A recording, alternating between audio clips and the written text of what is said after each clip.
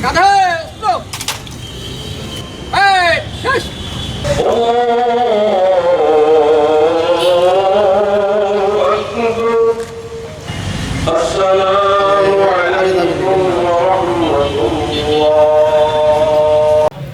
পরিবারে আমার বাবা একজন বটগাছের মতো ছিলেন।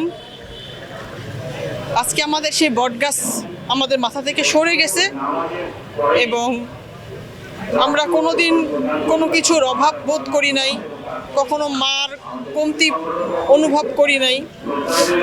সবসময় আমাদেরকে আগলায় রাখতেন। মুক্তিযুদ্ধকালীন বৃহত্তর যশোর জেলার মুজিব বাহিনীর প্রধান বীর মুক্তিযোদ্ধা আলী হোসেন মনি, তার গৌরবময় জীবনের আজকে অবসান হয়েছে। মুক্তিযুদ্ধের আমাদেরকে সংগঠিত করে মুক্তিযুদ্ধে নিয়ে গিয়েছিলেন সেই বীর সেনানী আজকে আমাদের মাঝ থেকে চলে গেছেন। এই দেশ স্বাধীনের জন্য তার যে অবদান সেটা জাতি আগামীতে শ্রদ্ধার সাথে স্মরণ করবে। বীর মুক্তিযোদ্ধা আলী হোসেন মনি আপাদমস্তক রাজনীতিবিদ ছিলেন। তার যে রাজনৈতিক ডেডিকেশন সেটার কোনো তুলনা হয় না, এবং রাজনীতিতে তার যে বিশ্বাস, আদর্শগত যে বিশ্বাস এবং অবস্থান, সেখান থেকে তিনি বিচ্যুত হননি। এই মানুষটি ছিলেন ইতিহাসের সাক্ষী, নিজে যেমন ইতিহাসের অংশ তেমনি ইতিহাসের সাক্ষী।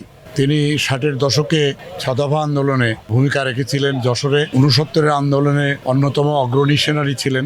আলী হোসেন মনি 1971 সালের যশোর জেলার মুজিব বাহিনীর প্রধান ছিলেন এবং তিনি একজন সৎ এবং নির্ভীক ব্যক্তি এবং ভদ্রলোক ছিলেন। আমি তার প্রতিবেশী, আমাদের দুজনে একই পাড়ায় বাসা। তিনি কোনো অন্যায়ের সাথে আপোষ করেননি জীবনে। স্বাধীনতা সংগ্রামে তার অবদানের কথা বলে শেষ করা যাবে না। মহান মুক্তিযুদ্ধে বঙ্গবন্ধুর আহ্বানে দেশ মাতৃকাকে মুক্ত করবার জন্য যখন আহ্বান করলেন, তখন এদেশের যুব শ্রেণী, সকল শ্রেণীর সাধারণ জনগণ তখন এই স্বাধীনতা যুদ্ধে অবতীর্ণ হয়। তারই মধ্যে সেই যুব শ্রেণীর মধ্যে আজকে যাকে আমরা বিদায়ের জন্য এখানে এসেছি, যিনি আজকে আমাদের থেকে চিরবিদায় নিয়ে গেলেন, আলী হোসেন মনি তখন ছাত্রলীগের একজন দায়িত্বশীল কর্মকর্তা হিসেবে ছিলেন এবং সেইভাবে সংগঠিত করে তিনি ভারতে যান এবং ভারতে দেরাদুনে এই বিএলএফের ট্রেনিংয়ে অংশগ্রহণ করেন। বিএলএফ অর্থ হলো বাংলাদেশ লিবারেশন ফ্রন্ট। আজকে তাকে হারিয়ে আমরা একজন অভিভাবককে হারালাম বলে আমরা মনে করব।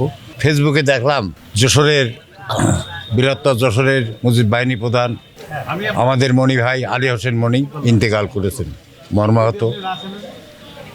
আজকে বলার কিছু নেই। এই মানুষটি যশোর শহরের রাজনীতিতে উনি যেটাই করুক, প্রতিটা রাজনৈতিক দলের লোক ওনার স্নেহ করতেন। অফিস আদালত যে যেখানে যেতেন, উনি খুব ভদ্র আচরণের মানুষ ছিলেন, সৎ মানুষ। ওনার প্রশংসায় আজকে আমাদের বুকটা ফেটে যাচ্ছে। যে মানুষটিকে আজ মুক্তিযোদ্ধারা হারালো, উনি যশোর জেলা মুজিব বাহিনীর প্রধান ছিলেন।